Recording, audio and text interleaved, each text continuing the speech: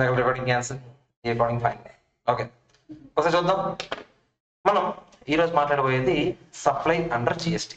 అసలు స్టార్టింగ్ ఈరోజు స్టార్ట్ చేస్తాం. గూడ్స్ సర్వీస్ డెఫినేషన్ నేర్చుకుంటాం, అంతే. అది అయినప్పుడు అయిపోతుంది ఈరోజు. సో గూడ్స్ సర్వీస్ డెఫినేషన్ అంత ఉంటుంది. ఓకేనా, మనం అంత ఉంటుందా ఇందులో అంత ఉంటుంది ఇక్కడ యాక్చువల్లీ. ఓకేనా, సో ఏంటి సప్లై చాప్టర్? మనం ముందుగా రివైజ్ లాస్ట్లో చేసుకున్నాం, చనిపోతారు లేకపోతే ఇప్పుడు రివైజ్. అది ఏంటి, నిన్న చాప్టర్ మనం రివైజ్ చేసినప్పుడు డిఫరెన్సెస్ లో వన్ ఆఫ్ ద డిఫరెన్సెస్ ఏంటి చెప్పండి? ఇది ఇన్కమ్ బేస్డ్ ట్యాక్స్, ఇదేంటి సప్లై బేస్డ్ ట్యాక్స్. లో సప్లై అంటే ఏంటో చెప్పలేదు నేను, అవునా? అది ఇక్కడ నేర్చుకుంటాం. అది పక్కన పెడితే దానికన్నా ముందు మనం జిఎస్టీ డెఫినేషన్ ఒకటి నేర్చుకున్నాను నేను, అవునా? ఏంటి definition? GST is a tax on supply of goods or service or both except alcoholic liquor for human. అందులో నాకు చెప్పండి, నేను ఆల్రెడీ ఇది ఎందుకు ట్యాక్స్ అనేది ఏ ఆర్టికల్ చెప్పింది? ఆర్టికల్ నెంబర్ 265A మీకు గుర్తుంటే 246A మీకు గుర్తుంటే ఏం చెప్పిందంటే, జిఎస్టీలో సెంట్రల్ గవర్నమెంట్ స్టేట్ గవర్నమెంట్ కలిసి కట్టుగా పోతాయి, అందుకే ఇది ఒక ట్యాక్స్ అని చెప్పి క్లియర్ గా చెప్పాం 246A ఆర్టికల్. మరి ఇప్పుడు ట్యాక్స్ ఆన్ సప్లై అంటే ఏంటో మనం నేర్చుకుందాం మెల్లగా. Of goods or services or both అన్నా కదా, అంటే గూడ్స్ అంటే ఏంటో సర్వీస్ అంటే ఏంటో తెలియాలి మనకు ముందు, తర్వాత సప్లై గురించి ఆలోచిద్దాం. ముందు గూడ్స్ అంటే ఏంటి, సర్వీస్ అంటే ఏంటి తెలియాలి. Except alcoholic liquor for human consumption పక్కన పెట్టండి. ఓకేనా, సో గూడ్స్ అంటే ఏంటి, సర్వీస్ అంటే ఏంటి, అవి మాట్లాడదాం మనం ఫస్ట్. ఓకేనా, సో ఫస్ట్ అంటే మీకు బేసిక్ ఏంటి, జిఎస్టీ గురించి తెలియాలంటే మీకు ముందు ఏం తెలియాలి? సప్లై కదా అన్నారు మీరు. ఓకేనా, సో జిఎస్టీ గురించి మీకు ఎవరు అడిగినా జిఎస్టీ గురించి తెలియాలంటే ముందు మీరు ఏం చెప్పాలి వాళ్ళకి? సప్లై కదా అనాలి. అప్పుడు ఆ తర్వాత జిఎస్టీ గురించి అర్థమవుతుంది చెప్పాలి. ఓకేనా, ఎందుకంటే సప్లై పరిధిలోకే రాలేదనుకోండి అసలు జిఎస్టీ అనే కాన్సెప్ట్ వస్తుందా? రాదు. అసలు మిగతా చాప్టర్ అన్ని బొక్కింగ్, ఎందుకంటే మిగతా చాప్టర్లో అప్పుడు అసలు అవసరమే లేదు. సప్లై అయితే కదా జిఎస్టీ పడుతుంది, సప్లై కాకపోతే ఇంకెందుకు చెప్పండి, అవునా? యాక్చువల్ గా సప్లై గురించి తెలుసుకునే ముందు గూడ్స్ అంటే ఏంటో సర్వీస్ అంటే ఏంటో తెలుసుకుందాం. ఓకే, సో ఇక్కడ పర్సన్ డెఫినేషన్ ఇవన్నీ మనం తర్వాత మెల్లమెల్లగా మాట్లాడతాం. ఫస్ట్ నేను ఈరోజు చెప్దాం అనుకుంది గూడ్స్ డెఫినేషన్ ఏంటి, సర్వీస్ డెఫినేషన్ ఏంటి. సూపర్, వెళ్ళిపోతున్నాను ఈరోజు. గూడ్స్ అంటే ఏంటో చూద్దాం. ఫస్ట్ గూడ్స్ అంటే ఏంటి అని చెప్పాడు. నేను ఫస్ట్ వెళ్ళి అడిగాను, సార్ గూడ్స్ అంటే ఏంటి సార్ అని అడిగాను. అంటే గూడ్స్ అంటే వెరీ సింపుల్ రా, every kind of movable property గూడ్సే అని చెప్పాడు. ఓకే, అలాగనమాట. నేను మళ్ళీ వెళ్ళాను, సార్ మూవబుల్ ప్రాపర్టీ అంటే ఏంటి సార్ అని అడిగాను. అన్నాడు మూవబుల్ ప్రాపర్టీ చాలా ఈజీరా, అదర్ దెన్ ఇమ్మూవబుల్ ప్రాపర్టీ అన్నాడు. నెక్స్ట్ నీ డౌట్ ఏమొస్తుంది, సార్ ఇమ్మూవబుల్ ప్రాపర్టీ అంటే ఏంటంటే అదర్ దెన్ మూవబుల్ ప్రాపర్టీ అన్నాడు అనుకో, చెప్పి తీసుకుని కొడతావా లేదా? సో ఇమ్మూవబుల్ ప్రాపర్టీ అంటే ఏంటని అడిగాను. ఇప్పుడు బేసిక్గా నేను ఇమ్మూవబుల్ ప్రాపర్టీ అంటే ఏంటో చెప్తా. సో ఇవన్నీ గూడ్స్ అవుతాయా? అవ్వని అర్థం. ఎందుకంటే నేను ఏం చెప్పాను, మూవబుల్ ప్రాపర్టీ మాత్రమే గూడ్స్ అవుతాయి. మూవబుల్ అంటే అదర్ దాన్ ఇమ్మూవబుల్. ఇమ్మూవబుల్ అంటే ఏంటో చెప్తున్నాను నేను ఇప్పుడు, అంతేనా కదా చెప్పండి. అది ఇమ్మూవబుల్ అంటే 4 ఐటమ్స్ చెప్పాడు. ఫస్ట్ అంటే ల్యాండ్ అంట, ల్యాండ్ ఇమ్మూవబుల్. చిన్నప్పటి నుంచి తెలుసు మనకు ల్యాండ్ ల్యాండ్ ఎక్కడ కదులుతుంది, జీజీగా భూకంపం వచ్చినప్పుడు కదులుతుంది, ఇలాంటి తెలివితేటలు వాడుకోండి. ఓకేనా, సో ల్యాండ్ ఇమ్మూవబుల్ ప్రాపర్టీ, మీరు దానికి ఎక్సెప్షనల్ కేసులు తీసుకురారు. ఓకేనా, సో ల్యాండ్ ఇమ్మూవబుల్ ప్రాపర్టీ బాగుంది. నెక్స్ట్ అంటున్నాడు బిల్డింగ్ ఇమ్మూవబుల్ ప్రాపర్టీ అంట. బిల్డింగ్ కూడా అంటే ఎనీథింగ్ అటాచ్ టు ల్యాండ్ అని అంటాడు. ఎనీథింగ్ అటాచ్ టు ల్యాండ్ అంటే ఏంటంటే బిల్డింగ్ అయినా కదా. సో బిల్డింగ్ కూడా ఏముందంట, ఇమ్మూవబుల్ ప్రాపర్టీ అంట. నాకు డౌట్ రా, ఇప్పుడు ఒక హౌస్ బోట్ ఉంది, గోదావరి సినిమా ఉంది. గోదావరి సినిమా చూసారా? దేవరాజు చూస్తాం కానీ గోదావరి ఎందుకు చూస్తాం. గోదావరి సినిమా ఒకటి ఉంది అనమాట. ఆ సినిమాలో ఒకరు ఆ షిప్ లో అదే బోట్ లో ఒక హౌస్ ఉంటది, ఆ హౌస్ లో స్టే చేస్తారు. బోట్ కదులుతుంది కదా, అందులో హౌస్ ఉంది కదా. ఇప్పుడు ఆ హౌస్ ఇమ్మూవబుల్ ప్రాపర్టీయా కాదా? బోట్ హౌస్ అంటారు దీన్నే. డౌట్ అర్థమైంది. ఇప్పుడు అంతే ఒక పెద్ద క్రూజ్ షిప్ ఉంది, టైటానిక్ సినిమా చూసుంటారు కదా, కొన్ని విని ఉంటారు కదా, టైటానిక్ లో రూమ్స్ ఉంటాయి స్టే చేయడానికి. ఇప్పుడు ఆ రూమ్స్ ఇమ్మూవబుల్ ప్రాపర్టీయా కాదు? అడుగుతున్నాను, షిప్ కదులుతుంది కదా బేసిక్ గా, అది అడుగుతున్నాను. ఇమ్మూవబులా అడుగుతున్నారా మీకు? మూవబులా ఇమ్మూవబులా? మూవబులా ఇమ్మూవబుల్. ఓకేనా, సో ఎందుకు ఇమ్మూవబుల్? బేసిక్ ఇక్కడ ఇల్లు కదిలియట్లేదు కదా పైన, బోట్ కదులుతుంది, అవునా? సో బోట్ హౌస్ కూడా, ఆ హౌస్ ఏమవుద్ది, ఇమ్మూవబుల్ ప్రాపర్టీ అవుతుంది. ఓకేనా కదా చెప్పండి, క్లియరా కదా? సో అది కూడా ఇమ్మూవబుల్ ప్రాపర్టీ. క్లియర్? ఓకేనా? తర్వాత సరే ల్యాండ్ అన్నారు, ఎనీథింగ్ అటాచ్ టు ల్యాండ్ అన్నారు, బాగానే ఉంది. Any benefits arising out of land అంట. ల్యాండ్ నుంచి నువ్వు పొందే ఏ బెనిఫిట్స్ అయినా అంట. ల్యాండ్ నుంచి పొందే బెనిఫిట్స్ ఏంటి సార్? ల్యాండ్ నుంచి ఎలాగైనా సంపాదించు. ఫర్ ఎగ్జాంపుల్ నా దగ్గర ల్యాండ్ ఖాళీగా ఉంది, పార్కింగ్ ఇచ్చాను, పార్కింగ్ ఇచ్చానంటే నేను గూడ్స్ అమ్మినట్ట సర్వీస్ ఇచ్చినట్ట? ఎలా చెప్పారు మీరు సర్వీస్ ఇచ్చినట్టని? మాత్రం తెలియదు సార్, పార్కింగ్ ఇస్తే సర్వీస్ ఇచ్చినట్టే కదా అని మీరు అంటారు. కానీ మీరు ఎలా చెప్పాలి ఇప్పుడు? ఎందుకు అంటే ఇది any benefit arising out of land అయినా, any benefit arising out of land అంటే ఇది ఇమ్మూవబుల్ ప్రాపర్టీ అయినా, ఇమ్మూవబుల్ ప్రాపర్టీ అంటే ఇది మూవబుల్ ప్రాపర్టీ కాదనా, మూవబుల్ ప్రాపర్టీ కాదు అంటే ఇది గూడ్స్ కాదనా, గూడ్స్ కాదంటే ఇది ఏంటి? సర్వీస్. ఓకేనా? ఇలా సింపుల్ చెప్పి కొడతాం. ఓకేనా కదా? చెప్పండి, క్లియరా కదా? సో 3 చెప్పాను నేను, 3 ఏంటంటే చెప్పండి. Land, things attach to land. తర్వాత ఇంకోటి ఏం చెప్పాను నేను? Any benefits arising of land. ఓకేనా కదా? తర్వాత అంటున్నాడు anything permanently attached to something attached to land అంట. మళ్ళీ anything permanently attached to something attached to land అంటే ఆల్రెడీ ల్యాండ్ కి అటాచ్ అయింది ఏంటి? బిల్డింగే కదా, దానికి పర్మనెంట్ గా అటాచ్ అయిపోయిందంట. ఇంకోటి పర్మనెంట్ గా అటాచ్ అవడం అంటే ఏంటి సార్ అంటే అది తీయాలంటే మేజర్ రీకన్స్ట్రక్షన్ చేయాలంట. ఇప్పుడు ఈ బోర్డు బిల్డింగ్ అటాచ్ అయ్యి ఉంది, ఈ బోర్డు తీయాలంటే మేజర్ రీకన్స్ట్రక్షన్ చేయాలా? అప్పుడు ఇది ఇమ్మూవబుల్ ప్రాపర్టీ అవుద్దా? అవ్వదు. ఫ్యాన్ ఉంది, అది తీయాలంటే మేజర్ రీకన్స్ట్రక్షన్ చేయాలా? అక్కర్లేదు. లిఫ్ట్ ఉంది, లిఫ్ట్ తీసేద్దాం అనుకుంటున్నాం, మేజర్ రీకన్స్ట్రక్షన్ చేయాలా లేదా? చేయాలి. సో లిఫ్ట్ ఏమవుద్ది? ఇమ్మూవబుల్ ప్రాపర్టీ అవుద్ది. అదేం చెప్పాడు? అది ఇమ్మూవబుల్ ప్రాపర్టీ అవుద్దని చెప్తున్నాడు. సో లిఫ్ట్ కూడా ఇప్పుడు ఇమ్మూవబుల్ ప్రాపర్టీ. ఎస్కలేటర్ ఉంది, అది తీయాలంటే అంత సింపుల్ కాదు, అది కూడా ఏమవుద్ది? ఇమ్మూవబుల్ ప్రాపర్టీ అవుద్ది. అది తీయాలంటే మేజర్ రీకన్స్ట్రక్షన్ చేయాలి అని అనిపించినవి ఏవైనా సరే ఏమవుతాయంట? ఇమ్మూవబుల్ ప్రాపర్టీ అవుతుంది. అర్థమైందా లేదా చెప్పండి? క్లియరా కాదా? ఓకే. సో 4 ఏంటో 4 చెప్పండి. Land, anything attached to land, any benefits arising out of land, anything permanently attached to something attached to land. Okay, clear అయిపోయింది. తర్వాత సరే ఇమ్మూవబుల్ ప్రాపర్టీ అంటే ఏంటో తెలిసింది. ఇమ్మూవబుల్ ప్రాపర్టీ అసలు గూడ్స్ అవుద్దా? అవదనే కదా నేను చెప్తున్నాను ఇందాక నుంచి. మూవబుల్ ప్రాపర్టీ గూడ్స్ రా, ఇమ్మూవబుల్ ప్రాపర్టీ ఏవి గూడ్స్ కాదురా అనే కదా చెప్తున్నాను. ఇప్పుడు ఈ గూడ్స్ డెఫినేషన్ అంట స్పెసిఫిక్ గా కొన్ని ఇంక్లూడ్ చేస్తుంది, స్పెసిఫిక్ గా కొన్ని ఎక్స్క్లూడ్ చేస్తుంది అంట. అవేంటో చూద్దాం. స్పెసిఫిక్ గా కొన్ని ఇంక్లూడ్ చేస్తుందంట, అవేంటో చూద్దాం. మీరు నాకు చెప్పండి, నేను any benefits arising out of land ఏమవుద్దని చెప్పాను? ఇమ్మూవబుల్ ప్రాపర్టీ అవుద్దని చెప్పాను కదా. ఇప్పుడు ఒక పొలం, పంట పొలం ఉంది, ఫామ్ ల్యాండ్ ఉంది. ఓకేనా? ఇది ఏదో ఒక చెట్టు పెరిగింది, ఆ చెట్టు నుంచి ఒక పండు తీసాను. యాపిల్ చెట్టు పెరిగింది అనుకుందాం కాస్త. ఓకేనా? ఇప్పుడు యాపిల్ ఎక్కడ ఎలా పండుతుంది? నేను మామూలుగా అన్నాను, అందుకే యాపిల్ చెట్టులోంచి యాపిల్ తీసాను. ఇప్పుడు ఈ యాపిల్ ఏమవుతుంది? గూడ్సా సర్వీసా? ఎందుకు మరి నేను ఇందాక ఏమన్నాను? నేను any benefits arising out of land immovable property అవుతున్నాను. ఇమ్మూవబుల్ ప్రాపర్టీ అంటే అది సర్వీస్ లో కదా వెళ్ళాలి, అంతే కదా? అవునా కదా చెప్పండి. కానీ అదేమన్నాడంటే గూడ్స్ స్పెసిఫిక్ గా కొన్ని ఇంక్లూడ్ చేస్తాట. అందులో ఏం చెప్పాడంటే గ్రోయింగ్ క్రాప్స్, ఏ క్రాప్స్ అయినా, grass, plants, anything which are agreed to be severed before supply. Severed అంటే కట్ చేసి అమ్మాలంట. బేసిక్ గా చెట్టుగా నీకు ఇస్తాను అనుకో, చెట్టు ఇలా తీసి కాదు, చెట్టు అక్కడ ఉంది, ఈ చెట్టు నువ్వు తీసుకో అని అన్నా, ఇప్పుడు ఇది గూడ్స్ అవుతుంది. బట్ ఆ చెట్టు కట్ చేసి అమ్మాను అనుకో, చెట్టు కట్ చేసో, కొమ్మ కట్ చేసో, అందులో పండు కట్ చేసో అమ్మాను అనుకో, ఇప్పుడు ఇది ఏమవుతుందంట? గూడ్స్ అవుతుంది. అర్థమైందా లేదా చెప్పండి? క్లియరా కాదా? సో బేసిక్ గా నా దగ్గర పంట పొలం ఉంది, పొలం నీకు అమ్మేశాను ఎలాగ, అప్పుడు అది గూడ్స్ అవ్వదు. ఆ పొలంలో ఉన్నవన్నీ కట్ చేశాను నేను, కట్ చేసి అవి నీకు అమ్మాను. ఇప్పుడు నేనైతే ఇక్కడ ఏదో పండించాను, ఆ పండించినవన్నీ కట్ చేసి నీకు అమ్మాను, ఇప్పుడు ఇది ఏమవుద్దంట? గూడ్సే అవుద్దని చెప్పాడు.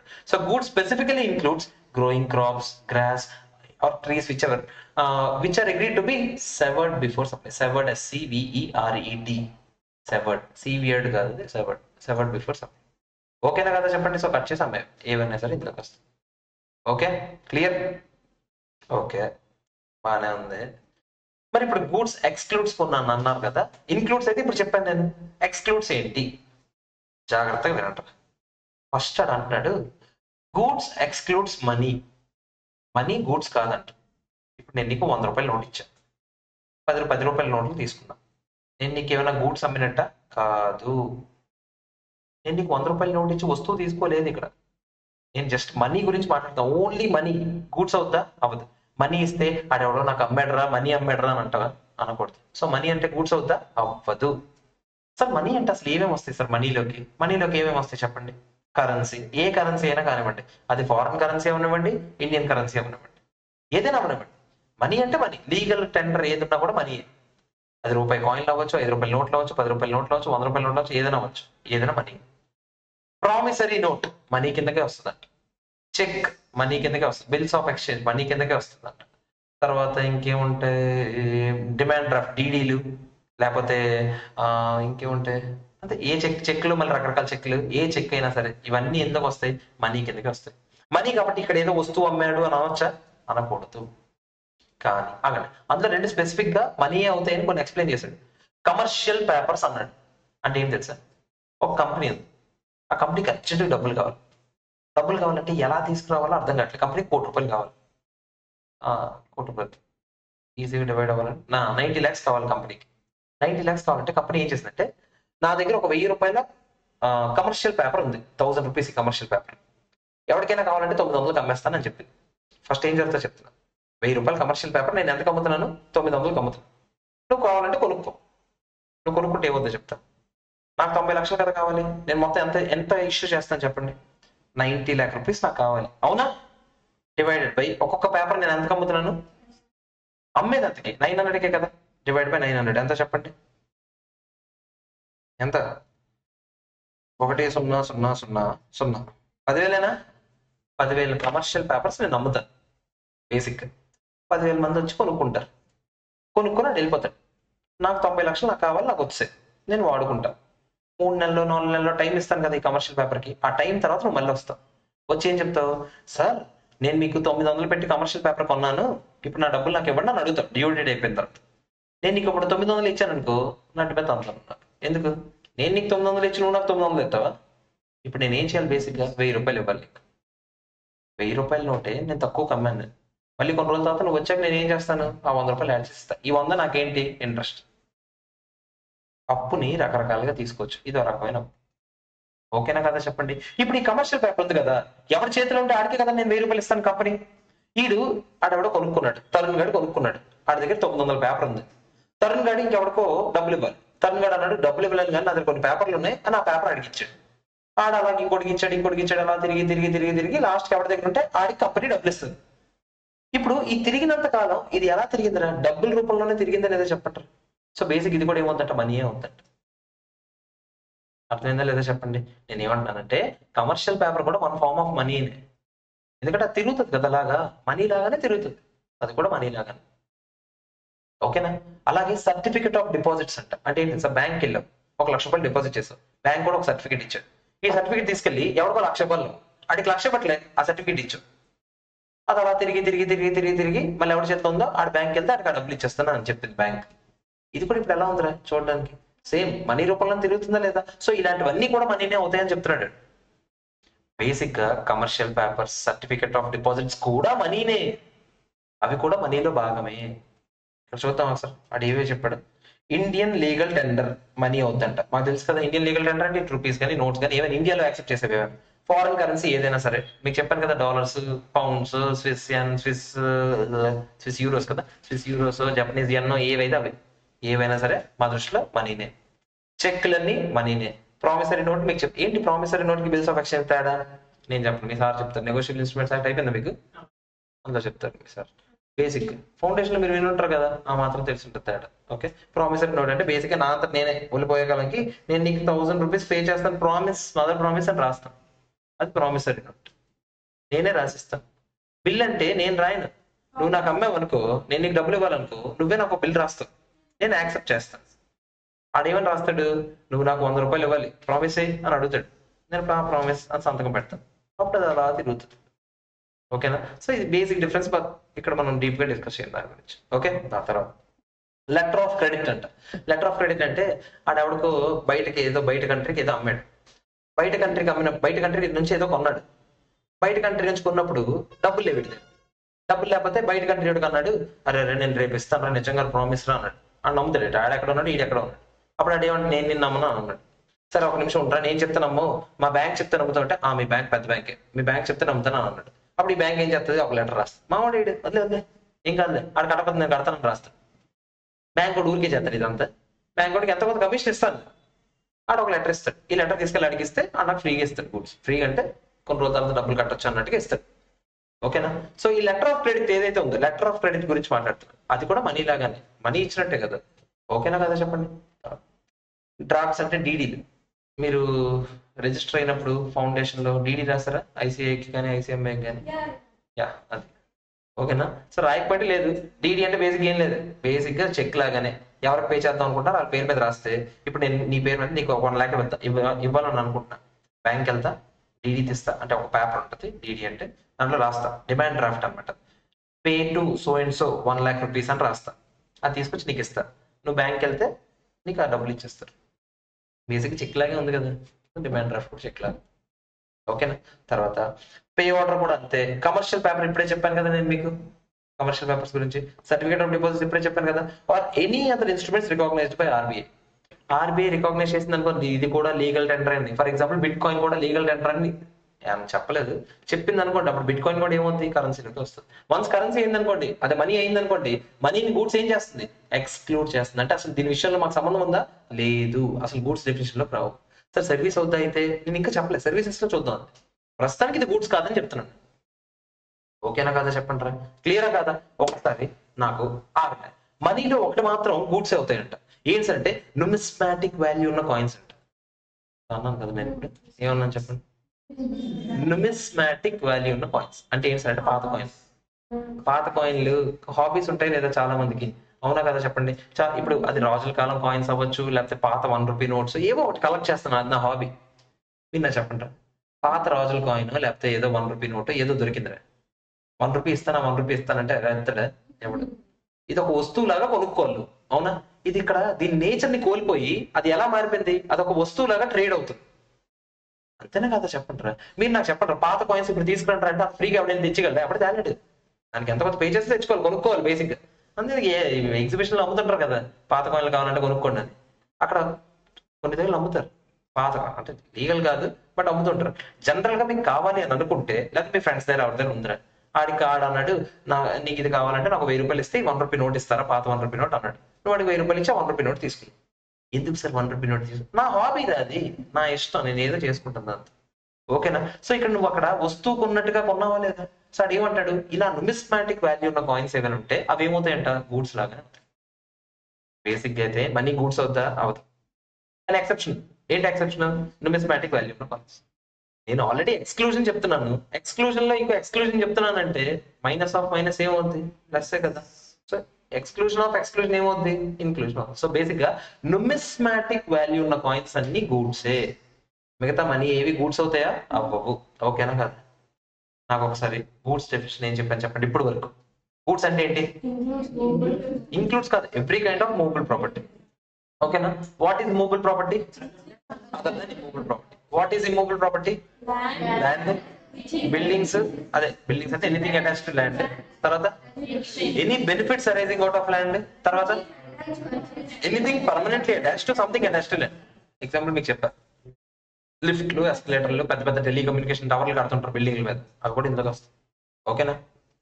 నెక్స్ట్ నాకు చెప్పండి, ఇది అయిపోయిన తర్వాత నేను ఏం చెప్పాను, గూడ్స్ ఇంక్లూడ్స్ కొన్ని స్పెసిఫిక్ గా ఇంక్లూడ్ చేస్తుంది అని చెప్పాను.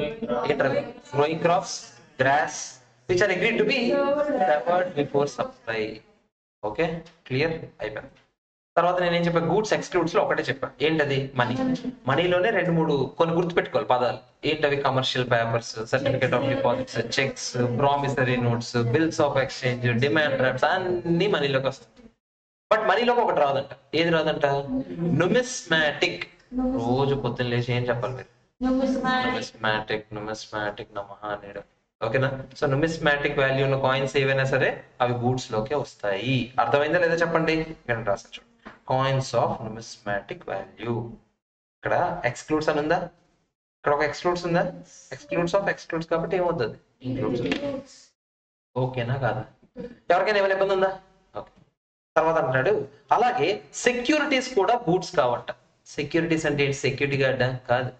సెక్యూరిటీస్ అంటే ఏంటి, షేర్స్, డిబెంచర్స్, బాండ్స్, ఇవన్నీ చదువుకుంటాం కదా. మీకు ఎఫ్ఎం ఉంది కదా, అందరికి ఎఫ్ఎం లో చదువుకుంటారు. షేర్ అంటే ఏంటి, డిబెంచర్ అంటే ఏంటి, ఇంటర్లో ఉంటుంది కదా, కంపెనీస్ యాక్ట్, అదే ఫౌండేషన్ ఉంటుంది కదా కంపెనీస్ యాక్ట్.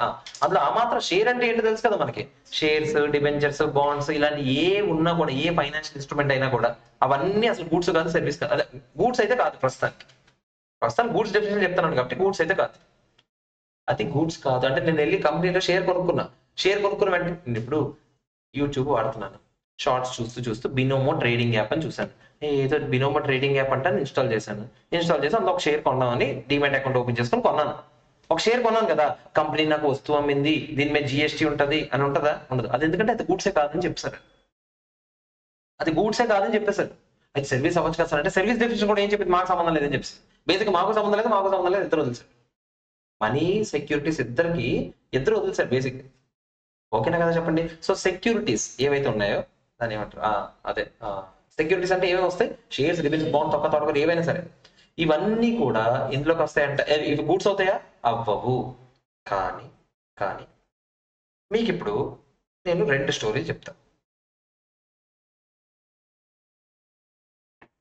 లేకుండా టైం తెచ్చాను అనుకుంటున్నా. 2 వెరీ ఇంట్రెస్టింగ్ స్టోరీలు మనం మాట్లాడతాం. జాగ్రత్తగా వినండి. ఓకే. అనగనగా ఒక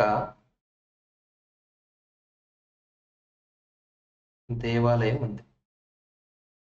ఓకేనా?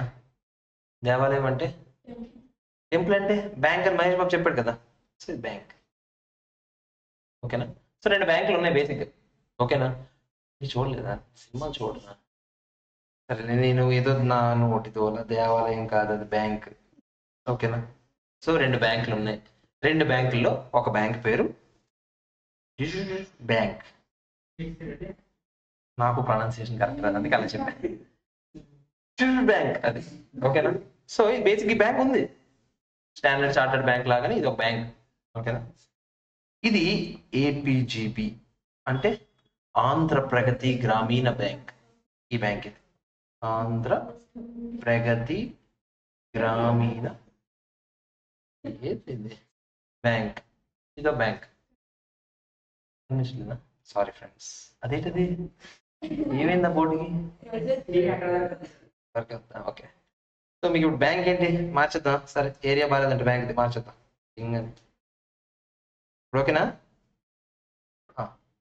ఇద్దరికి ఒక పెద్ద మనిషి ఉన్నాడు. ఎవర్రా ప్రతి బ్యాంక్ కి పెద్ద మనిషి ఎవడరా?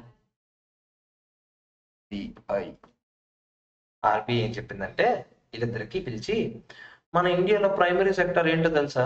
ఏంటి ప్రైమరీ సెక్టర్? అగ్రికల్చర్. తెలుసు కదా. సో ఆర్బీఐ చెప్పింది, మన ఇండియాలో ప్రైమరీ సెక్టర్ అగ్రికల్చర్ కదా, మీరు లోన్లు ఇస్తారు కదా, లోన్లో ప్రాధాన్యత ఎవరికి ఇవ్వాలి? ప్రాధాన్యత అంటే ఫస్ట్ ఇంపార్టెన్స్ ఎవరికి ఇవ్వాలి? ప్రిఫరెన్స్ ఎవరికి ఇవ్వాలంట? అగ్రికల్చర్ చేసే వాళ్ళకి ఇవ్వాలని చెప్పింది. ఓకేనా? సో అప్పుడు బేసిక్ గా ఈడు కానీ వీళ్ళు ఇచ్చే లోన్స్ లో ఇంత పర్సంటేజ్ అని చెప్తారు వాళ్ళు. అంత పర్సంటేజ్ ఎవరికి ఇవ్వాలి? ఓన్లీ అగ్రికల్చర్ చేసే వాళ్ళకి, ఫార్మర్స్ కి లోన్లు ఇవ్వాలి బేసిక్. ఓకేనా? 1 year టార్గెట్ అని చెప్పింది. 1 year అయిపోయింది. 1 year అయిపోయిన తర్వాత కొన్ని రోజుల తర్వాత ఈ బ్యాంక్ నుంచి మేనేజర్, ఈ బ్యాంక్ నుంచి మేనేజ్, ఇదంతా స్టోరీ, ఇది కల్పితం మాత్రమే. ఇప్పుడు నిజంగా బ్యాంక్ నుంచి మేనేజర్ వస్తాడా? ఈ బ్యాంక్ నుంచి అలాంటివి కాదు. ఓకేనా? ఈ బ్యాంక్ లో ఒక మేనేజర్ ఉన్నాడు, ఈ బ్యాంక్ లో ఒక మేనేజర్ ఉన్నాడు. ఆర్బీఐ ఆఫీస్ ఏమో ఎక్కడ హెడ్ క్వార్టర్స్ ఎక్కడ ఉంది, ఢిల్లీలో. ఇది ఆర్బీఐ ఆఫీస్. ఓకేనా? ఇక్కడ నేను కూర్చున్నా, చైర్లో కూర్చున్నా. ఓకే. ఇప్పుడు ఏం జరిగింది? ఇది లేడీ అనుకుందాం, జెంట్ అనుకుందాం క్లాస్. ఓకేనా? ఇప్పుడు ఏం జరిగిందంటే కొన్ని రోజుల తర్వాత టార్గెట్ ఇచ్చాను కదా ఇద్దరికి. ఏమని చెప్పాను? అరే ఇన్ని లోన్స్ ఇవ్వాలి ఖచ్చితంగా అని చెప్పాను. కొన్ని రోజులు అయిన తర్వాత పిలిచాను ఇద్దరికి. అరే ఏంటి ఎంతవరకు వచ్చిన టార్గెట్స్ అని రమ్మన్నాను. ఇద్దరు జింగ్ జింగ్ జింగ్ జింగ్. ఈడు వచ్చాడు, బయట కూర్చోమన్నాను. వీడికి ఈడు కూడా వచ్చాడు, ఈవిడ కూడా. ఇవి లేడీ కదా, సారీ లేడీస్. జింగ్ జింగ్ జింగ్. ఈవిడ ఫస్ట్ నేను లేడీస్ ప్రిఫరెన్స్, లోపల రండి కూర్చోండి అని చెప్పాను. కూర్చున్న తర్వాత ఏం జరిగింది? నేను అడిగాను, ఏంటండి మరి నేను మీకు టార్గెట్ ఇచ్చాను కదా, ఏంటి పరిస్థితి అని చెప్పాను. ఆ బ్యాంక్ ఏ బ్యాంక్? ఆవిడ ఏపీజీబీ అనగా ఆంధ్ర ప్రగతి గ్రామీణ బ్యాంక్. ఆ పేర్లోనే ఉంది. ఆ బ్యాంక్ ఎక్కడెక్కడ ఉంటుంటది? జనరల్ గా ఆంధ్రాలోనే ఉంటది, మాకు తెలుసు. గ్రామాల్లో ఉంటది, అవునా కదా చెప్పండి? అది గ్రామీణ బ్యాంక్ కదా, సో గ్రామాల్లోనే కదా ఉంటది, ఆంధ్రాలో ఉంటది అంట కాదు, తెలియదు అట్లా మీరు. ఓకేనా? అది గ్రామీణ బ్యాంక్. జనరల్ గా చిన్న చిన్న ఊర్లో ఉంటది, మాలాంటి చిన్న చిన్న ఊర్లు, పలాస లాంటి వాటిలో ఉన్నదంటది. ఓకేనా? మరి ఇప్పుడు గ్రామీణ బ్యాంక్ ఖచ్చితంగా ఈ లోన్స్ ఇచ్చుంటారా లేదా? టార్గెట్ మీట్ అయిపోయింటారా లేదా? హ్యాపీగా మీట్ అయిపోయింటారు. ఇప్పుడు వాళ్ళు గ్రామాల్లోనే ఉంటారు, బేసిక్ గా చాలా ఫాస్ట్ గా మీట్ అయిపోతారు టార్గెట్. ఓకేనా? వాళ్ళ టార్గెట్ మీట్ అయిపోయిన తర్వాత వాళ్ళు నేను అదే నేను శభాష్ అని అనాలా లేదా, పోవడాలి కదా మరి. లేకపోతే ఇప్పుడు నువ్వు ఏదైనా సాధిస్తే పోగొడతాను, మరి నేను వాళ్ళు సాధించడం పోగడాలి లేదా. నేను ఆవిడకి వెరీ గుడ్ అండి, మీలాంటి వాళ్ళని చూసి నేర్చుకోవాలి మిగతా వాళ్ళని చెప్పాను. అప్పుడు ఊరుకుంటారు ఆవిడ, నాకు ఏదో ఒకటి ఇవ్వండి అని అడుగుతుంది కదా. నేను అప్పుడు ఆవిడ చేతిలో సరే సరే ఏడద్దు అని చెప్పి ఆవిడ చేతికి నేను ఒక సర్టిఫికేట్ ఇచ్చాను. ఈ సర్టిఫికేట్ పేరు పిఎస్ఎల్సి, అంటే ప్రయారిటీ సెక్టర్. ఏంటి ప్రయారిటీ సెక్టర్ ఇండియాలో? అగ్రికల్చర్, ఇప్పుడే చెప్పాను కదా. Priority sector lending certificate. Lending అంటే ఏంటి? అప్పు ఎక్కువ ఇచ్చినందుకు ఇచ్చిన సర్టిఫికేట్ పేరు. ఈ సర్టిఫికేట్ పేరు ఏంటి? Priority sector lending certificate. నేను ఆవిడకి ఇచ్చిన వెంటనే ఆవిడ థ్యాంక్ యూ అని ఇలా వచ్చి బయట కూర్చొని ఇది చూపిస్తుంది, నాదే సర్టిఫికేట్ ఉంది అని. వెరీ గుడ్, కూర్చో ఇక్కడ కాసేపు. కూర్చుంది ఆవిడ. ఆవిడ చేతిలో పట్టుకుంది కదా మరి సర్టిఫికేట్, పట్టుకోవే చేతులు జింగ్ జింగ్ పట్టుకుంది ఆవిడ సర్టిఫికేట్. ఓకే, పట్టుకున్న తర్వాత నెక్స్ట్ ఆవిడ లోపల రావాలి కదా. ఆవిడ ఇక్కడ అన్నాడు జింగ్, ఈడికి బెల్టే ఈరోజు ర్యాంపే. ఈడెవడ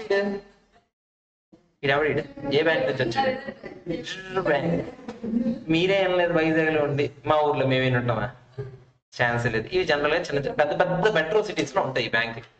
హైదరాబాద్, చెన్నై, బెంగళూరు, వైజాగ్ లో కూడా ఉన్నట్టే గుర్తు నాకు. చూడండి పోను గూగుల్లో, తర్వాత చూడండి పోను ఉంటే ఉంది. లేకపోతే ఆ పేరు అదేనా? కొట్టండి రా ఇప్పుడు గూగుల్ ఓపించండి. ఓ స్పెల్లింగ్ మిస్టేక్, స్పెల్లింగ్ కావాలా మీకు? స్పెల్లింగ్ నేను కరెక్ట్ గా రాశాను రా. ఇదిగో ఇదే స్పెల్లింగ్, ఇది కొట్టండి మీరు. నువ్వు కొట్టు ఒకసారి, కొట్టు ఒకసారి. నువ్వు కొట్టరా వస్తుంది. ఉందా?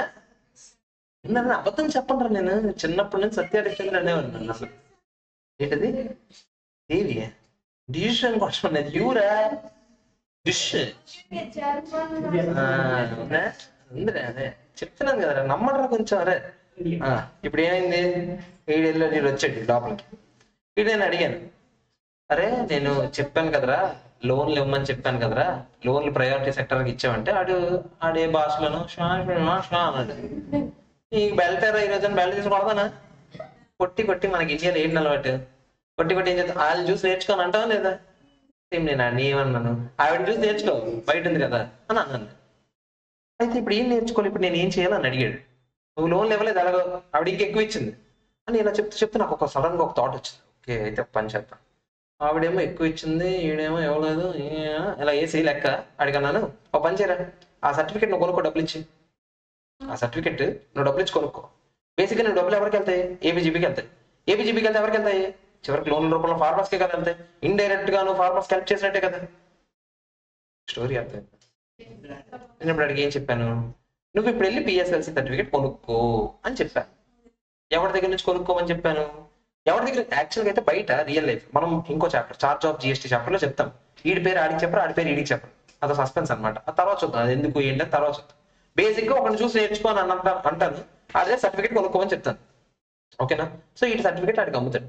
బేసిక్ ఎవరి దగ్గర సర్టిఫికేట్ ఉంది? ఈవిడ దగ్గర ఉంది. ఈవిడేమో ఈడికి అమ్ముతుంది. అమ్మనంటే కాదు, అమ్మాలి. ఈవిడ ఏం చేసుకుంటుంది? సర్టిఫికేట్ నాలుగు తీసుకుంటుంది. 400-500 కోట్లు ఉంటుంది సర్టిఫికేట్. 400-500 కోట్లు వాల్యూ ఒక్కొక్క సర్టిఫికేట్. ఇప్పుడు చెప్పింది నేను రియల్ లైఫ్ ఎగ్జాంపుల్ ఏపీజీబీది. ఏపీజీబీకి నేను జిఎస్టీ ఆడిట్ చేశాను కాబట్టి నేను చెప్తున్నా. జనరల్ గా పిఎస్ఎల్సీ సర్టిఫికేట్స్ అమ్మితే సంవత్సరానికి 400-500 కోట్లు వస్తుంది ఓన్లీ ఏపీజీబీకి. అంటే పెద్ద పెద్ద బ్యాంకులకి ఎంత అవుతుంది ఆలోచించండి. ఓకేనా? సో ఆ సర్టిఫికేట్ అమ్మి వీళ్ళు తీసుకుంటారా లేదా చెప్పండి. ఇప్పుడు ఈ సర్టిఫికేట్ అమ్మారు కదా, ఈ సర్టిఫికేట్ కూడా ఒక సెక్యూరిటీయే కదా. షేర్స్, డిబెంచర్స్, బాండ్స్ లాగా ఉన్నాయి కదా. నేను మీకు ఏం చెప్పాను? గూడ్స్ అంటే ఇట్ ఎక్స్క్లూడ్స్ సెక్యూరిటీస్ అని చెప్పానా? కానీ పిఎస్ఎల్సి ఎక్స్క్లూజన్ ఆఫ్ ఎక్స్క్లూజన్ అంటే ఏమవుతుంది? పిఎస్ఎల్సి కూడా గూడ్సే. చెప్పండి, స్టోరీ చెప్తాను. అర్థమైందా చెప్పండి, క్లియరా కదా? సో బేసిక్ ఏంటంటే గూడ్స్ అంటే గూడ్స్ కొన్ని ఎక్స్క్లూడ్ చేస్తుంది, మనీని ఎక్స్క్లూడ్ చేసిందా? బట్ కొన్ని ఇంక్లూడ్ చేసింది మనీలో. ఏంటి ఇంక్లూడ్ చేసింది? న్యూస్మాటిక్ వాల్యూ అన్న కాయిన్స్ అని చెప్పానా లేదు? ఏది నేను అంటుంది మనీ ఏది ఎక్స్క్లూడ్ చేసింది అని అన్నాను. మనీ ఎక్స్క్లూడ్ చేసిందే కాబట్టి కదా గూడ్స్ లోకి ఇంక్లూడ్. న్యూస్మాటిక్ వాల్యూ అన్న కాయిన్స్ అయినా సేమ్ అలాగే. ఇప్పుడు ఇంకోటి ఏం చెప్తున్నాను, సెక్యూరిటీస్ ఎక్స్క్లూడ్ చేసింది, but securities again excludes PSLs. ఓకేనా కదా చెప్పండి, క్లియరా కదా? Story number 1 satisfied. PSLC priority sector lending certificates. ఇది స్టోరీ బ్యాక్ డ్రాప్ లో ఏం జరిగిందో చెప్పాను. అఫ్ కోర్స్ జింగ్ జింగ్ జింగ్ అని రాకపోవచ్చు, కానీ ఇలా అఫీషియల్ గా జరుగుతుంది ఇదంతా. ఓకేనా? సో బేసిక్ గా ఒక సర్టిఫికేట్ ఒకటి కంబైడ్ చూసారా, అది ఎందుకు కంబైడ్ ఏంటని మీకు బ్యాక్ డ్రాప్ చెప్పాను. ఎగ్జామ్ లో మీకు ఇవేం అడగడు, వీడికి అమ్ముతాడు ఇది. పిఎస్ఎల్సి ఏంటని అడుగుతాడు, గూడ్సా కాదా, గూడ్సే. అది చెప్పాలి మీరు బేసిక్. అదేందో లేదా చెప్పండి. స్టోరీ నెంబర్ 2కి వెళ్దాం. ఇది మా ఇల్లు. ఇల్లు మీద పంపేందుకు వెళ్తున్నాను, ఇది మా ఇల్లు. ఓకే, ఇది మా ఇల్లు పేరు దేవిగాడి కొంప. మా ఇల్లు నా ఇల్లు ఎత్తారా పెట్టుకుంటా. ఈ తరుణ్ చీప్, నాకన్నా చీప్గా ఉండాలి. తరుణ్ ఒక గుడిసిల్లో ఉండాడు, తరుణ్. ఓకే, తరుణ్ ఇల్లు ఇది. ఓకే, ఇది తరుణ్ గాడి గుడిసి అని అక్కడ రాసుకున్నాడు ఏదో. ఓకేనా. ఇప్పుడు ఏం జరిగిందంటే, ఒకరోజు దేవి గాడు తరుణ్ గాడు ఒక టీ షాప్ ఉంది. ఆ టీ షాప్ దగ్గర ఇద్దరు కుర్చీల్లోని కూర్చొని టీ తాగుతున్నారు. టీ తాగుతూ తరుణ్ గాడు అన్నాడు దేవి గాడికి, అరే అనలే సార్, ఇప్పుడు లేకపోతే సార్ అన్నాడు అనుకుందాం కాస్త స్టోరీ కోసం. ఇప్పుడు సార్ ఇప్పుడు ఒక బండి ఒకటి కొత్తది రిలీజ్ అయింది, మీరు చూసారా, కొత్త మోడల్ బండి చాలా బాగుంది సార్ అని అన్నాడు. అన్నా లేదురా, అది నేను చూసాను, నేను వాడని బండి, అసలు నాకు బండి రాదు, అది వేరే విషయం. బట్ నేను అన్నాను, నేను వాడని బండి ఏంటరా, అసలు అది అట్టర్ ఫ్లాప్ మోడల్ అని అన్నాను. తరుణ్ అన్నాడు, నా దగ్గర డబ్బులు ఉంటే ఇప్పుడు నేను వెళ్ళి కొనేసి ఉండేవాడిని ఆ బండి, మీరేమో ఇలా అంటున్నారా అని అన్నాడు. సరే, ఇద్దరం టీ తాగి ఆలోచించాం, ఒక పని చేద్దారా. ఒక 3 నెలల తర్వాత బండి ఇప్పుడు ప్రెసెంట్ బయట మార్కెట్లో 1,00,000 ఉంది. మీ ఇద్దరం బెట్టేసాం. ఏమనేసాం అంటే, అరే 3 నెలలు తిరగగానే బండి మార్కెట్లో ఎంత ఉంటుందో పక్కనట్టు, నేను నీకు 1,60,000 అమ్ముతా, నువ్వు కొనడానికి రెడీగా ఉన్నావా అని అడిగాను. తరుణ్ ఆలోచించాడు, ఈ బండి చాలా హిట్ మోడల్, బండి వాల్యూ ఖచ్చితంగా ఏమవుతాయి, పెరిగిపోతాయి. 3 నెలల్లో ఈడు జడ్డోడు, 1,60,000 అనుకుంటున్నాడు. 3 నెలల్లో ఈ బండి వాల్యూ ఏమవుద్ది, ఒక 2 లక్షలకైనా వెళ్ళిపోద్ది. ఈడేమో నాకు 1,60,000కి అమ్మేస్తాను అంటున్నాడు, నాకు ఓకే అన్నాడు. ఓకే, నేనేం ఆలోచించాను, ఈడు జడ్డోడు, ఈ బండి అట్టర్ ఫ్లాప్ మోడల్, సో ఏమవుతుంది, బండి వాల్యూ పడిపోద్ది, 1,90,000 వస్తుంది. కానీ ఇటు సచ్చినట్టుగా ఎంత కొంటాడు నా దగ్గర నుంచి, 1,60,000 కొంటాడు నా ప్లాన్. ఇద్దరు వెరీ గుడ్ అనేసి ఇద్దరు అనుకుని ఆ టీ తాగేసి వెళ్ళిపోయాం ఎవరింటి కానీ. ఓకే, జింగ్ జింగ్ ఈడు వెళ్ళిపోయాడు. ఈడేంటి, ఈ ఊరి మీద ఉంటాడు కదా, ఎక్కడ ఉన్నాడు చేసి. ఓకేనా. ఇప్పుడు 3 months లేటర్ ఏం జరిగిందో చూద్దాం. బండి ప్రైజ్ అమాంతంగా 2 లక్షలకు రీచ్ అయిపోయింది. ఓకేనా. పొద్దున్న లేసాను, కొనుక్కోనని లేసాను. మా మేడ మీద ఎవడు ఉంటాడు చెప్పు, తరుణ్ గడు ఉంటాడు, కోడు ఉండదు, తరుణ్ గడు ఉంటాడు. ఎందుకు, నేను గెలిచానా అని వస్తాడా, జింగ్ అని మేడెక్కిపోయాడు. మేడెక్కిపోయి బయటికి రండి, బండి అమ్ముతానన్నావు కదా, నాకు అమ్మని చెప్పాడు. ఇప్పుడు నేను తరుణ్ గడికి 2 ఆప్షన్స్ ఉన్నాయి. నేను ఏం చేయొచ్చు, తరుణ్ దగ్గర 1,60,000 తీసుకొని నేను ఒక 40,000 నా జేబు నుంచి పెట్టి 2 లక్షలతో బండి కొని ఆడికి ఆ బండి ఇవ్వచ్చు. Option number 1. అర్థం కదా ఆప్షన్. తరుణ్ దగ్గర 1,60,000 తీసుకున్నా, నేను 40,000 పెట్టా, మొత్తం 2 లక్షలు అయింది కదా, ఈ 2 లక్షలు పెట్టా బండి కొని ఆడికి ఇచ్చా. Option number 1. ఆప్షన్ నెంబర్ 2, నీకు 40,000 ఇచ్చేస్తా, ఆ 1,60,000 40 పెట్టి నువ్వే కొనుక్కో 2 లక్షలతో బండి అయిపోతుంది కదా, ఏదైనా నాకు 40,000 బొక్క బేసిక్. అవునా కాదా చెప్పండి. ఎందుకు సరే సొల్లని చెప్పి నేను ఇప్పుడు చెప్తా కదా, ఎందుకు చెప్తున్నా నా సొల్లంతా చూపుతావు కదా. ఇప్పుడు నేను 2 విధాలుగా ట్రాన్సాక్షన్ చేశానా. ఏ ట్రాన్సాక్షన్ లో నిజంగా గూడ్స్ మూవ్ అయ్యాయి ఒకటి దగ్గర నుంచి ఇంకోటి దగ్గరికి. ఫస్ట్ నేను ఒకటి చెప్పా, ఏమని చెప్పాను, నువ్వు నాకు 1,60,000 ఇవ్వు, నేను ఒక 40 పెట్టుకొని గూడ్స్ కొని ఆ గూడ్ తీసుకొచ్చి నీకు ఇచ్చా. ఇది గూడ్స్ డెఫినేషన్ లో కవర్ అవుతుందంట. కానీ నేనేమన్నాను ఇంకో దగ్గర, నేను నీకు 40,000 ఇచ్చేస్తా, నువ్వు వెళ్ళి కొనుక్కో అని చెప్పాను. ఇది గూడ్స్ డెఫినేషన్ లో కవర్ అవుతుందంట. సో బేసిక్ గా ఫస్ట్ ఆఫ్ ఆల్ ఆగండి, నేను కన్క్లూజన్ ఇచ్చాక మీ డౌట్స్ అడగండి. ఓకేనా. ఇప్పుడు ఈ కాంట్రాక్ట్ ని ఫార్వర్డ్ కాంట్రాక్ట్ అంటాం. ఫార్వర్డ్ కాంట్రాక్ట్ అంటే ముందు చూపుతో, రేపు పొద్దున్న జరగబోయే దానికోసం ఈ రోజే కాంట్రాక్ట్ ఎంటర్ అయిపోయింది. 3 నెలల క్రితమే కదా మేము ఎంటర్ అయ్యాం. అందుకే కాంట్రాక్ట్ పేరు ఏంటి, forward contract. Forward contract future లో సెటిల్మెంట్ జరిగేటప్పుడు 2 విధాలుగా జరగచ్చు. ఇన్ మనీ జరగచ్చు, ఇన్ గూడ్స్ జరగచ్చు. నేను చెప్పిన ఎగ్జాంపుల్లో ఇన్ గూడ్స్ అంటే ఏంటి, 1,60,000 తీసుకొని 40 పెట్టి గూడ్స్ కొని ఆడి గూడ్స్ ఇచ్చాను, ఇలా జరగచ్చు. లేదా డైరెక్ట్ ఇన్ మనీ అంటే ఏంటి, డైరెక్ట్ గా నేను నీకు 40 ఇచ్చేస్తాను, నువ్వు చూసుకోరా బాబు, నీ సౌన్ ఇలా కూడా చెప్పచ్చు. అవునా కదా చెప్పండి. సో ఇలా జరిగితే అది గూడ్స్ డెఫినేషన్ లోకి వస్తుందంట. ఇలా జరిగితే అది గూడ్స్ అవుద్దా? అవుతుంది. ఇక్కడ జస్ట్ మనీ మాత్రమే కదా ఎక్స్చేంజ్, అది గూడ్స్ కాదు, అది మ్యాటర్. ఇది స్టోరీ. ఇప్పుడు నేను చూపిస్తానా, నేను సోల్ చెప్పాను అనుకున్నారు కదా, చూద్దామా కావాలంటే. ఇప్పుడు అక్కడ ఐడియా ఏం చెప్పాడు, ఇప్పుడు ఒకసారి చూడండి. డెరివేటివ్ అంటే ఏంటో తెలియాలి మనకు. డెరివేటివ్ అంటే which derives it's value from an underlying asset. అర్థం కాలేదు కదా. ఇప్పుడు నేను చెప్తాను. ఇప్పుడు మా కాంట్రాక్ట్ లో ఎవడు గెలిచాడు అనే వాల్యూ దేని మీద డిపెండ్ అయ్యి ఉంది? బండి వాల్యూ మీద డిపెండ్ అయింది. సో మా కాంట్రాక్ట్ వాల్యూ ఇంకొక అసెట్ వాల్యూ వల్ల డిరైవ్ అయిందా లేదా చెప్పండి. సో దీన్ని ఏమంటాం మనం? డెరివేటివ్ కాంట్రాక్ట్ అంటాం. ఓకేనా. సో డెరివేటివ్స్, ఫార్వర్డ్స్, ఫ్యూచర్స్ ఇవన్నీ రకరకాల కాంట్రాక్ట్స్. ఓకేనా. But derivatives, forwards, futures settled in actual delivery జరిగితే అప్పుడు అవి గూడ్సే అవుతాయి. అర్థమైందండి? ఓకేనా. సో బేసిక్ గా అల్టిమేట్ గా సెటిల్మెంట్ ఏం జరిగింది అనేది ఇక్కడ ఇంపార్టెంట్. సో మీకు వెంటనే మరి ఇందాక బండి ప్రైస్ పెరిగింది కాబట్టి ఎలాగా, తగ్గితే ఏంటి చెప్తా కదా అది కూడా. ఇప్పుడు ఇదే స్టోరీలో 3 months తర్వాత బండి ప్రైస్ ఏమైంది? 1 lakh వెళ్ళిపోయింది అనుకుంటా కాస్త. ఇప్పుడు ఎవడ మేడ మీద ఉంటాడు? దేవిగడ వెళ్ళి ఆ మేడకి తిరిగిపోతుంది కదా, ఇక్కడ అనుకుందాం. దేవిగడ వాళ్ళ మేడ మీద ఉంటాడా లేదా? ఉన్నాడు. ఇప్పుడు నాకు చెప్పండి, ఇప్పుడు తరుణ్ 2 విధాలుగా సెటిల్ చేయొచ్చు. ఏంటది?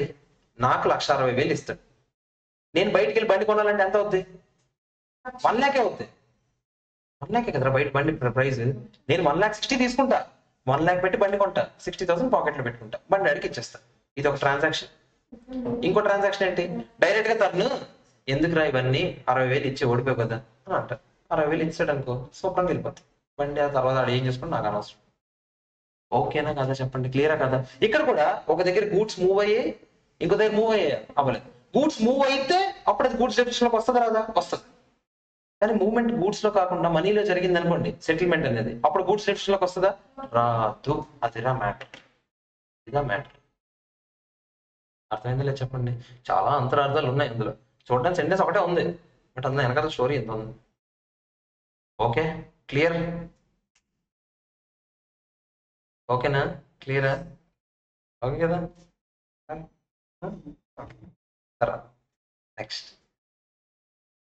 నెక్స్ట్ ఏంటి? Last and final actionable claims. Actionable claims ఏవి గూడ్స్ కాదని చెప్పి ముందు మనకి ఏం తెలియదు అసలు యాక్షనబుల్ క్లెయిమ్ అంటే ఏంటి. యాక్షనబుల్ క్లెయిమ్ అంటే ఒకటి మీద నీకు కేసు వేసే అధికారం కానీ, ఒకటి మీద నువ్వు ఏ యాక్షన్ అయినా తీసుకునే అధికారం నీ దగ్గర ఉంటే దాన్ని యాక్షనబుల్ క్లెయిమ్ అంటారు. మరి ఇలా కూడా ఉంటుందా? ఏముందిరా, ఇప్పుడు మన ఇద్దరం కాంట్రాక్ట్ ఎంటర్ అయ్యాను, ఆ కాంట్రాక్ట్ బ్రీచ్ అయింది అనుకో, నేను నీ మీద కేసు వేస్తాను లేదా చెప్పండి. సో నేను నీ మీద కేసు వేసే రైట్ నాకు ఉంది కదా, దీన్ని ఏమంటాం మనం? యాక్షనబుల్ క్లెయిమ్ అంటాం. ఈ యాక్షనబుల్ క్లెయిమ్స్ ఏవి గూడ్స్ కాదు అని అనిపిస్తుంది. కానీ ఇందులో బీజీఎల్ మాత్రం గూడ్స్ అంట. బీజీఎల్ అంటే ఏంటి? Betting, gambling, lottery. అంత కొత్తగా కొన్నాడే online games, online betting, horse రేస్లు, ఇవన్నీ కూడా గూడ్సే.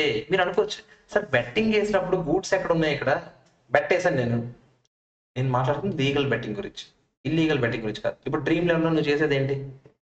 అది కూడా బెట్టే. డ్రీమ్11 అని ఒక యాప్ ఉంటుంది. డ్రీమ్11 యాప్ లో కూడా మీరు ఆడేది బెట్టే. కాకపోతే దానికి లీగల్ గా ప్లే స్టోర్ లో నీకు ఆ యాప్ దొరుకుతుంది, లేకపోతే దొరకపోవచ్చు. నీకు ఇప్పుడు ఒకటి లీగలా కాదా అంటే నీకు బేసిక్ గా అందరికీ కనిపిస్తుంది, నీకు కనిపిస్తుంది. అంటే మీ బేసిక్ గా ప్లే స్టోర్ లో దొరికింది అనుకో ఒక యాప్, అది లీగల్ అని అర్థం. లేదనుకో అది ఇల్లీగల్ అని అర్థం. ఆన్లైన్ అయితే నేను చెప్తాను. ఓకేనా. ఇప్పుడు కోడి పందాలని చూస్తుంటాం, అవి ఇల్లీగల్ అవన్నీ. ఓకేనా. బట్ లీగల్ గా ఏదైనా బెట్టింగ్ జరిగింది అనుకుందాం కదా, బెట్టింగ్ కానీ, గ్యాంబ్లింగ్ కానీ, లాటరీ కానీ ఏదైనా సరే లీగల్ వేస్ లో జరిగితే అవన్నీ కూడా గూడ్స్ లోకే వస్తాయని క్లియర్ గా చెప్తున్నాడు. చాడు వాటర్ వచ్చు కదా, అన్ని గూడ్స్ లోకే వస్తాయని చెప్తున్నాడు. ఓకేనా. పడుగుతారు రెడీ. ఓకేనా. మళ్ళీ చెప్తున్నాను, betting, gambling, lottery, online games కూడా. అంటే ఏంటి సార్? పబ్జి ఆడారు, పబ్జి టోర్నమెంట్ లో ఏదో గెలుచుకున్నారు, ఆన్లైన్ లో రమ్మీ ఆడారు, ఇవన్నీ గూడ్స్ అంట. సరే ఎక్కడ సార్ అసలు గూడ్ ఎక్కడ ఉంది సార్? ఆడు చెప్పాడు కదా, ఆడు చెప్పాడంటే గూడే. ఇంకా అర్థమైందా లేదా? మనం మామూలుగా సర్వీస్ లో పెట్టడానికి ఇంట్రెస్ట్ చూపిస్తాం, బట్ ఆడు గూడ్ అని చెప్పాడు క్లియర్, గూడ్స్ అని అన్నారు. ఓకేనా. లాటరీ టికెట్స్ మీరు కొనుక్కున్నారనుకోండి ఒక దగ్గర నుంచి, అది కూడా ఏమవుతుందంటే గూడే అవుతుందంట. లాటరీ టికెట్స్ ఎక్కడ పడితే అక్కడ అమ్ముకుంటు. మీకు నేను చెప్పాను, నేను కొన్ని స్టేట్స్ లో మాత్రమే లాటరీ టికెట్స్ అంటే. లాటరీ టికెట్ తెలీదా? భాగ్యలక్ష్మి బొంపట్ల సినిమా చూడ కదా. లాటరీ టికెట్ అంటే బేసిక్ గా ఒక ₹1,00,00,000 లాటరీ అనుకో కాసేపు. ₹1,00,00,000 లాటరీని టికెట్లుగా విడదీస్తారు, విడదీసి అమ్ముతారు. అందరు ₹15, ₹20 పెట్టి టికెట్ కొనుక్కుంటారు. లక్కీ డ్రా తీస్తారు. అది ఇలా టికెట్ తీసి ఇలా నీ పేరు వచ్చింది అనుకో, కంగ్రాచులేషన్స్ మీరు పెద్ద బకరా అయ్యారని చెప్పి ఇచ్చేస్తారు. ఓకేనా? సో అది లాటరీ. ఈ లాటరీ టికెట్లు ఎక్కడ పడితే అక్కడ లీగల్ కాదు, ఓన్లీ కొన్ని స్టేట్స్ లోనే legal. For example Kerala, Goa, ఏదో నార్త్ ఈస్టర్న్ స్టేట్స్ పేర్లు మర్చిపోయినా. సో కొన్ని స్టేట్స్ లో లీగల్ లాటరీ. కేరళ గవర్నమెంట్ అమ్ముతుంది లాటరీ టికెట్లు. ఓకేనా? సో బేసిక్ గా ఇలాంటి లాటరీ టికెట్స్ లీగల్ ఏవైతే ఉన్నాయో ఇవి కూడా ఏంటంట, గూడ్సా సర్వీసా? గూడ్స్ అని అటు క్లియర్ గా చెప్పాడు. అటు చెప్పాడు కాబట్టి అది గూడ్స్. ఓకేనా? క్లియరా కదా చెప్పండి రా. Okay clear. ఇవన్నీ గూడ్స్ సెక్షన్లోకి వస్తాయి. ఓకే, ఈ పిఎస్ఎల్సి గురించి మీకు చెప్పేసాను. పిఎస్ఎల్సి అంటే ఇంట్రెస్టెడ్ సప్లై. అదంతా ఈ కింద పాయింట్ ఏదైతే ఉందో నేను మీకు రేపు బుక్ ఇచ్చినట్టు పరిగెట్టుకుని నా మీదకి వచ్చేయండి, ఏ సప్లైదా ఈ సప్లైదా అని నేను చెప్తాను, తర్వాత చెప్తాను. Okay clear. చార్జ్ ఆఫ్ జిఎస్టీతో పాటు చెప్తాను. ఓకేనా? ఇదే గూడ్స్ డెఫినేషన్. మనం మాట్లాడాల్సిన గూడ్స్ డెఫినేషన్ ఇదే. ఒకసారి మనం ఏం చేద్దాం అంటే జస్ట్ గూడ్స్ డెఫినేషన్ రివైజ్ చేసుకుందాం. సో మనకి ఎక్కువ ఏమవుతుంది. గూడ్స్ డెఫినేషన్ ఏంటో చెప్పండి. గూడ్స్ అంటే ఏంటి? Every kind of movable property. What is movable property? Other than immovable property. What is immovable property? Land, anything attached to land, any benefits arising out of land. ఏనా? ఈ మూడే కదా మాట్లాడారు. తర్వాత ఏం చెప్పండి? Anything permanently attached to something attached to land. Okay, తర్వాత goods specific గా కొన్ని ఇంక్లూడ్ చేస్తుంది, కొన్ని ఎక్స్క్లూడ్ చేస్తుంది. ఇన్క్లూజన్స్ లో ఏమేమి చెప్పండి రా? Growing crops, grass which are agreed to be severed before summer. ఓకేనా? మరి ఎక్స్క్లూడ్స్ లో 3 ఉన్నాయి, మళ్ళీ 3 ఎక్సెప్షన్స్ ఉన్నాయి. ఫస్ట్ 3 ఏంటి? First money. మనీకి ఎక్సెప్షన్ ఏంటి? న్యూమిస్మాటిక్ వాల్యూ ఉన్న కాయిన్స్. అది ఎట్టకూడదు అక్కడ. ఓకేనా? న్యూమిస్మాటిక్ వాల్యూ ఉన్న కాయిన్స్. ఓకేనా? తర్వాత సెక్యూరిటీస్ కి ఎక్సెప్షన్ ఏంటి? పిఎస్ఎల్సి ఒక ఎక్సెప్షనే. ఫార్వర్డ్స్, ఫ్యూచర్స్, కాంట్రాక్ట్స్ ఉన్నాయి అనుకోండి, అందులో యాక్చువల్ డెలివరీ జరిగితే గుడ్సా, డెలివరీ జరగకపోతే గుడ్సా? డెలివరీ జరిగితే గుడ్స్. అంతేనా కదా చెప్పండి. తర్వాత లాస్ట్ అండ్ ఫైనల్ ఏంటి? Actionable claims. అవి గూడ్స్ లోకి రావు, బట్ కొన్ని గూడ్స్ అవుతాయి. ఏంటి ఆ goods? Betting, gambling, lottery, online gaming, casino, తొక్క తోడక అన్ని ఎందుకు వస్తాయి. హార్స్ రేస్ అంటే హార్స్ రేస్ లో పార్టిసిపేట్ చేసిన గురించి మాట్లాడలే, హార్స్ రేస్ మీద పందెం వేసే గురించి మాట్లాడుతున్నాను. ఓకేనా కదా చెప్పండి. క్లియరా కదా? ఇది మ్యాటర్. ఇవన్నీ కూడా గూడ్స్ డెఫినేషన్ లోకి వస్తాయి. ఓకేనా కాదా? క్లియరా కాదా? ఎవరికైనా ఏమైనా డౌట్ ఉందా? ఎవరికైనా ఏమైనా డౌట్ ఉందా? క్లియర్ కదా? Derivative definition the value of రాసుకోండి. డెరివేటివ్ డెఫినేషన్ రాసుకుంటారంటే రాసుకోండి notes. It requires very low initial investment or no investment. 3 conditions meet అయితే దాన్ని డెరివేటివ్ అంటారు. First condition number 1. అదే ముందు 3 కండిషన్స్ అని రాసుకోండి. ఒకటి డెరివేటివ్ అనాలంటే దానికి 3 కండిషన్స్ ఉన్నాయి. ఆ 3 కండిషన్స్ లో ఫస్ట్ కండిషన్ ఏంటి? It is settled at a future date. ఈరోజు సెటిల్ అవుద్దా? ఫ్యూచర్ లో సెటిల్ అవుతుంది. అదే కదా చెప్పాను నేను. Condition number 1 is settled at a future date. Condition number 2 రాస్తున్నారు. Condition number 2, it requires very less or no investment. Requires very less or no initial investment. It requires very less or zero initial investment. ఇప్పుడు ఇందాక తరుణ్ గడు నేను tea shop లో కూర్చొని బెట్టేసుకున్నాం. మేమేమైనా invest చేసామా ఆ రోజు? ఏం చేయం. చేసినా కూడా చాలా తక్కువ చేసి ఉంటాం. ఓకేనా కదా చెప్పండి. It requires very less or no initial investment. Okay, last and final, its value depends on underlying asset. Its value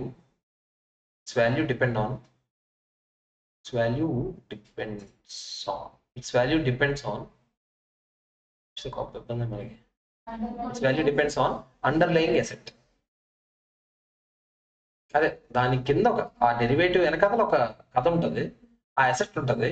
ఆ అసెట్ వాల్యూ మీద డెరివేటివ్ వాల్యూ డిపెండ్ అయ్యి ఉంటుంది. ఓకేనా కదా చెప్పండి. ఇది బెటర్. ఇప్పుడు ఇండియా పాకిస్తాన్ మ్యాచ్ మీద నేను బెట్ వేసాను అనుకోండి. ఓకేనా? ఇది కూడా ఒక డెరివేటివ్ ఒక విధంగా. ఎందుకంటే ఇక్కడ అండర్లయింగ్ అసెట్ ఏంటి అంటే అసెట్ లేదు ఇక్కడ బేసిక్ గా, బట్ అక్కడ ఇండియా పాకిస్తాన్ మ్యాచ్ బట్టి మా ఇద్దరిలో ఎవరెవరికి డబ్బులు ఇవ్వాలనేది డిపెండ్ అయ్యి ఉంటుంది. ఓకేనా? ఆ అండర్లయింగ్ అసెట్ జనరల్ గా అన్సర్టైన్ అయి ఉంటుంది. అన్సర్టైన్ అంటే ఏంటి? అసలు అది అటు వెళ్తుందా ఇటు వెళ్తుందా ఎవరికి తెలియదు. ఒరే ఖచ్చితంగా ఇండియాకి వెళ్తుంది అన్నప్పుడు ఎవడరా పెట్టేస్తారు? అప్పుడు ఎవడైనా అవతల పెట్టేస్తాడు ఇట్లా. ఒకటి ఇంకోటి అనుకుంటున్నాడు కాబట్టి కదా ఈ ట్రాన్సాక్షన్ జరిగింది. ఇప్పుడు అందరూ ఇండియా గెలుస్తుంది అని అనుకుంటే పెట్టబడేస్తారు ఒక్క. ఇప్పుడు పాకిస్తాన్ నుంచి ఎవడైనా పెట్టేస్తాడు టేడు. అప్పుడు ఒక్కడైనా ఉండాలి కదా మరి ఆపోజిట్ పార్టీ, అప్పుడే అవుతుంది. ఓకేనా? క్లియరా? ఓకే, ఇంతే. ఇది గూడ్స్ డెఫినేషన్. చాలు. ఎందుకంటే మనకి బుక్స్ వస్తే గానీ రాసుకోవడానికి అవ్వదు, అందుకని ఎక్కువ ఆవేశంగా చెప్పేసినా కూడా బాధ. ఓకేనా? మనం ఇంట్రడక్షన్ సంబంధించిన క్వశ్చన్స్ డిస్కస్ చేయలేదు యాక్చువల్లీ. బోర్డ్ బుక్లో క్వశ్చన్స్ ఉండుంటాయి కదా, అవి డిస్కస్ చేయలేదు. అవి కూడా డిస్కస్ చేద్దాం నెక్స్ట్ క్లాస్లో. సో మీరు ఈరోజు ఏ విషయం నాకు చెప్పండి, నా నెంబర్ నోట్ చేసుకోండి. బుక్స్ కోసం మొత్తం ఎవరో ఒకరు కలెక్ట్ చేశాక నాకు ఈ నెంబర్కి ఫోన్ చేశారనుకోండి, నాకు చేయొద్దు, నాకు ఫోన్పే చేయొద్దు. నా ఫోన్పే చేస్తే జిఎస్టీ కడతారని చెప్పండి. మీరు ఇది చెప్పలేదు, నేను రిసిపియంట్ దగ్గర నుంచే కదా తీసుకోవాలి. ఇండైరెక్ట్ ట్యాక్స్ రెండు ఒకేసారి తీసుకునే వాళ్ళు ఉంటే తీసేసుకోండి. 600 ఏం తేడా ఉండదు. 300 రెండు ఒకేసారి కావాలంటే తీసుకోండి, వేరే వేరే కావాలంటే వేరే వేరే తీసుకోండి. ఓకేనా? బట్ నాకు క్లియర్గా చెప్పండి. ఇప్పుడు కాకపోతే ఎప్పటికైనా తీసుకోవాల్సిందే డైరెక్ట్ ట్యాక్స్. అదేదో రెండు కలిపి తీసుకుంటే ఇప్పుడు తీసేసుకోండి. ఎప్పుడు బుక్స్ కోసమే కదా, వాళ్ళకైనా బుక్స్ కావాలంటే అదే చేయాలి. ఏ most my friends, bye bye, have a nice day bye.